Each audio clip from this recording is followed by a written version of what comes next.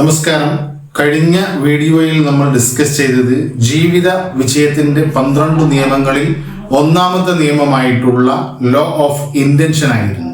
അതായത് നമ്മളൊരു ലക്ഷ്യം വെക്കുകയും ആ ലക്ഷ്യത്തിന് പിന്നിലുള്ള ഉദ്ദേശങ്ങളും ഇന്റൻഷനും ഒക്കെ ഈ പ്രപഞ്ചനാഥനിലേക്ക് സമർപ്പിക്കുകയും ചെയ്ത് നാം കാര്യങ്ങളെ അതാത് സമയങ്ങളിൽ ചെയ്യേണ്ട കാര്യങ്ങൾ ചെയ്യുകയും ഫലമെന്നത് ഈ പ്രപഞ്ചവും ദൈവവും ഒക്കെ നമുക്ക് സമ്മാനിക്കും എന്നതാണ് ലോ ഓഫ് ഇന്റൻഷന്റെ ബേസിക് ആയിട്ടുള്ള വിശ്വാസം, ഏറ്റവും ചെറിയ രൂപമെന്നത്. ഇന്ന് നമ്മൾ രണ്ടാമത്തെ നിയമമായ ലോ ഓഫ് ഫോക്കസിനെ കുറിച്ചാണ് ഈ വീഡിയോയിൽ ഡിസ്കസ് ചെയ്യുന്നത്. അതായത് നാം എന്തിനെ ഫോക്കസ് ചെയ്യുന്നോ നാം ഫോക്കസ് ചെയ്യുന്ന ആ വസ്തു വളരെ ശക്തമായും പ്രത്യക്ഷമായും നമുക്ക് മുന്നിൽ എത്തിപ്പെടും, നാം അതിനെ പിന്തുടരും എന്നതാണ്. ഉദാഹരണത്തിന് നാം മനസ്സിലാക്കുക, നമ്മളൊരു ബുള്ളറ്റ് വാങ്ങിക്കാൻ നമ്മുടെ മനസ്സിൽ ഉദ്ദേശിക്കുകയോ അല്ല എങ്കിൽ അതിനെ നമ്മൾ ഒരു ലക്ഷ്യമായി കാണുകയോ അതിനെ ഫോക്കസ് ചെയ്യുകയോ ചെയ്താൽ ഒരുവേള നമുക്ക് ചുറ്റുമുള്ള 40ഓളം വരുന്ന വീടുകളെടുത്ത് പരിശോധിച്ചാൽ ഒരുപക്ഷെ ഒരു ബുള്ളറ്റ് പോലും ഉണ്ടാകില്ല, അല്ലെങ്കിൽ 1-2 ഉണ്ടാകുകയുള്ളൂ. പക്ഷെ നാം റോട്ടിലേക്ക് ഇറങ്ങിയാൽ നാം കാണുന്ന കാര്യങ്ങൾ മുഴുവൻ എൻഫീൽഡ് ബുള്ളറ്റും അതുപോലെയുള്ള കാര്യങ്ങളായിരിക്കും.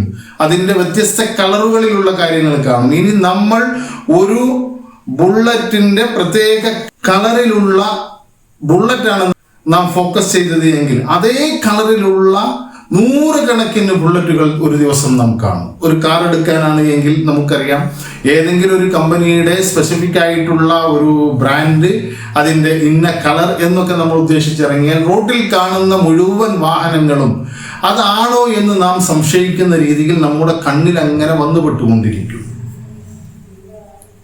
അതുപോലെ തന്നെയാണ് നമ്മൾ രാവിലെ എണീറ്റ ഉടനെ എനിക്ക് സമയമില്ല എന്ന ഫോക്കസിലാണ് പോകുന്നത് എങ്കിൽ നമ്മുടെ സമയം എത്ര പെട്ടെന്നാണ് പോകുന്നത് എന്നും നമ്മളുടെ ഓരോ ലക്ഷ്യങ്ങൾ, ഓരോരോ കാര്യങ്ങൾ ചെയ്യേണ്ടത് സമയത്തിന് ചെയ്യാൻ കഴിയാതിരിക്കുകയും നമ്മൾ അതിലാകെ വേവലാതിപ്പെട്ടുകൊണ്ടിരിക്കുകയും ചെയ്യും. നാം എന്താണോ ഫോക്കസ് ചെയ്യുന്നത് അത് അതുപോലെ നമ്മളിലേക്ക് ആകർഷിക്കപ്പെടുകയും വളരെ ശക്തവും വ്യക്തവുമായ രീതിയിൽ നമുക്ക് മുന്നിൽ വരികയും ചെയ്യും. അത് എക്സ്പാൻഡ് ചെയ്തുകൊണ്ടിരിക്കും എന്നതാണ് ഈ നിയമത്തിലൂടെ നാം പഠിക്കുന്നത്.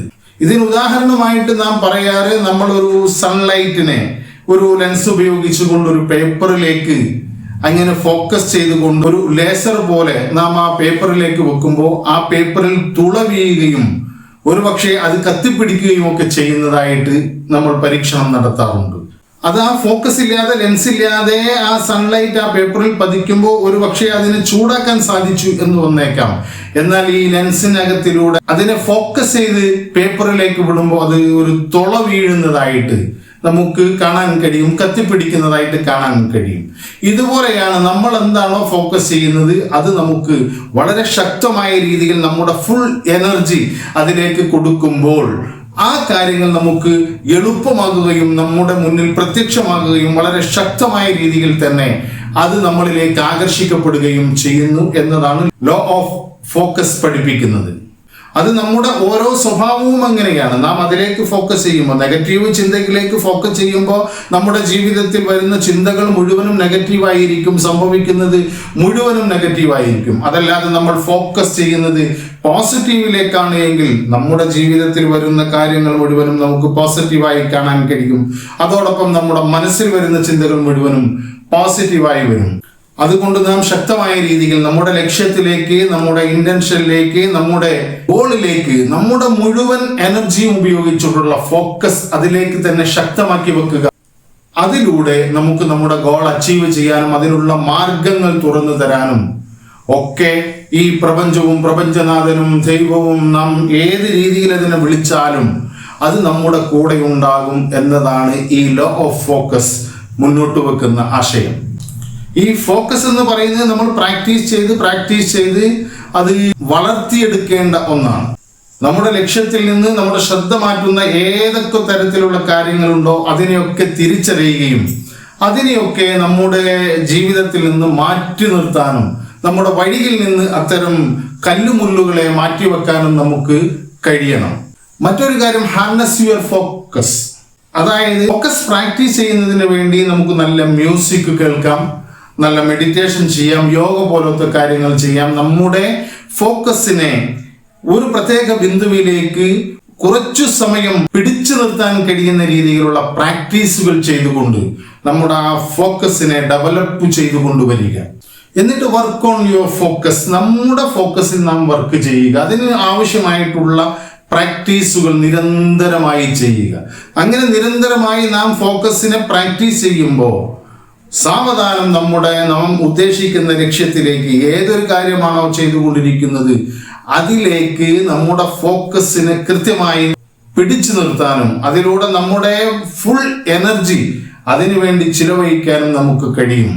അങ്ങനെ നിരന്തരമായ പ്രാക്ടീസിലൂടെ നമ്മളൊരു കെട്ടിടം പണിയുന്നത് പോലെ ഓരോരോ ഹോളോ ബ്രിക്സും നാം ഒന്നിനു മുകളിലായി ഓരോന്ന് വെക്കുന്നത് പോലെ നമ്മുടെ പ്രാക്ടീസിലൂടെ ഓരോരോ പേഴ്സൻറ്റേജായി നമ്മുടെ ആ ഫോക്കസിനെ വളർത്തി കൊണ്ടുവരാനുള്ള കാര്യങ്ങൾ നാം ചെയ്യുക.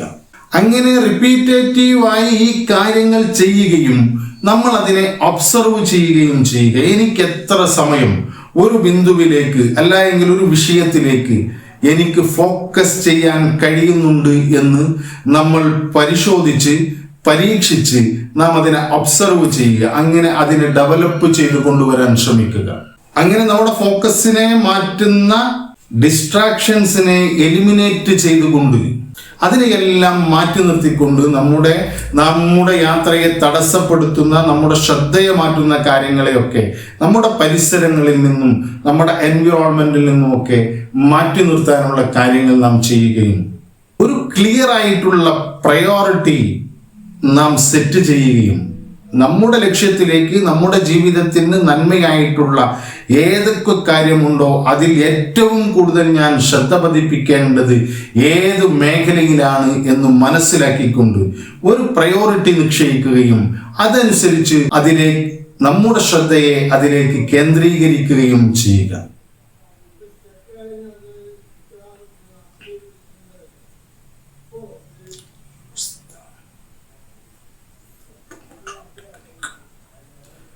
നമ്മുടെ ശ്രദ്ധയെ കൂട്ടുന്നതിന് വേണ്ടി നമുക്ക് പോമോഡോറോ ടെക്നിക്ക് നമുക്ക് പരിശോധിക്കാം, നമുക്ക് പരിശീലിക്കാം. അതായത് ഒരു നിശ്ചിത സമയം ഫിക്സ് ചെയ്തുകൊണ്ട് അവിടെ നമ്മൾ വർക്ക് ചെയ്യുകയും അല്ലെങ്കിൽ നമ്മൾ പ്രവർത്തിക്കുകയും അതിൻ്റെ ഇടവേളകളിൽ നാം അതിനെ കുറച്ചു സമയം റെസ്റ്റ് എടുക്കുകയും ഒരു 3 മിനിറ്റ് മുതൽ 5 മിനിറ്റ് വരെയുള്ള സമയം നാം ഒന്ന് ശ്രദ്ധ മാറ്റി മറ്റൊരു സ്ഥലത്തേക്ക് മാറ്റുകയും അല്ല എങ്കിൽ ഒന്ന് എണീറ്റ് നടക്കുകയും ഒക്കെ ചെയ്ത് വീണ്ടും നമ്മൾ അരമണിക്കൂറോളം വർക്ക് ചെയ്യുകയും വീണ്ടും ഇതുപോലെ ചെയ്യുകയും അങ്ങനെ നാം പിന്നീട് ഒരു 3 തവണ ഒക്കെ ഇത് കഴിഞ്ഞാൽ നമ്മൾ ഒരു അരമണിക്കൂറോളം റെസ്റ്റ് എടുത്തുകൊണ്ട് വീണ്ടും നാം ജോലിയിലേക്ക്, നമ്മുടെ വിഷയത്തിലേക്ക്, നമ്മുടെ പ്രവർത്തനങ്ങളിലേക്ക് മുഴുകുകയും ചെയ്താൽ നമ്മുടെ 100% ഫോക്കസ് അതിലേക്ക് കൊണ്ടുവരാൻ കഴിയുമെന്നാണ് ഈ ടെക്നിക്ക് പറയുന്നത്. അതോടൊപ്പം നമ്മൾ മൾട്ടി ടാസ്കിനെ അവോയ്ഡ് ചെയ്യുക. ഒരേ സമയത്ത് വ്യത്യസ്തമായിട്ടുള്ള കാര്യങ്ങൾ കാണാൻ ശ്രമിക്കുന്നതും ചെയ്യാൻ ശ്രമിക്കുന്നതും ചിന്തിക്കാൻ ശ്രമിക്കുന്നതുമൊക്കെ നമ്മൾ മാറ്റി നിർത്തിക്കൊണ്ടും നമ്മുടെ മൈൻഡിനെ പിടിച്ചു നിർത്താൻ കഴിയുന്ന രീതിയിലുള്ള ലൈറ്റ് മ്യൂസിക് ഇതൊക്കെ ശ്രദ്ധിച്ചുകൊണ്ടും കോൺസെൻട്രേറ്റ് ചെയ്തുകൊണ്ടും നാം നമ്മുടെ ഫോക്കസിനെ വർദ്ധിപ്പിച്ച് നമ്മുടെ ലക്ഷ്യത്തിലേക്കുള്ള യാത്രയ്ക്ക് സഹായകരമായിട്ടുള്ള ആ പ്രസന്റ് മൂമെന്റിൽ നാം ചെയ്തുകൊണ്ടിരിക്കുന്ന കാര്യങ്ങളെ നമ്മുടെ ബെസ്റ്റ് വെർഷനായി ചെയ്തു തീർക്കാൻ കഴിയുന്ന രീതിയിൽ ആ പ്രസന്റ് മൂമെന്റിലേക്ക് തന്നെ ഫോക്കസ് ചെയ്തുകൊണ്ട് നമ്മൾ മുന്നോട്ട് പോയാൽ നമുക്ക് ജീവിതത്തിൽ വിജയത്തെ അച്ചീവ് ചെയ്യാൻ കഴിയും. വളരെ പെർഫെക്റ്റ് ആയിക്കൊണ്ട് തന്നെ കാര്യങ്ങളെ ചെയ്തു തീർക്കാൻ കഴിയും എന്നാണ് ഈ ലോ ഓഫ് ഫോക്കസ് എന്നതിലൂടെ നാം മനസ്സിലാക്കേണ്ടത്. ജീവിത വിജയത്തെ സഹായിക്കുന്ന 12 നിയമങ്ങളെ കുറിച്ച് ഓരോ നിയമങ്ങളെ ഓരോ ദിവസം നമുക്ക് ഡിസ്കസ് ചെയ്യാമെന്നാണ് പറഞ്ഞത്. ഇപ്പൊ നമ്മൾ ഡിസ്കസ് ചെയ്ത വിഷയങ്ങൾ ഒന്ന് ലോ ഓഫ് ഇന്റൻഷനും ലോ ഓഫ് ഫോക്കസുമാണ്. അടുത്ത വീഡിയോയിൽ ലോ ഓഫ് മൊമെന്റമിനെ കുറിച്ച് നമുക്ക് ഡിസ്കസ് ചെയ്യാം. അതുവരെ നന്ദി, നമസ്കാരം.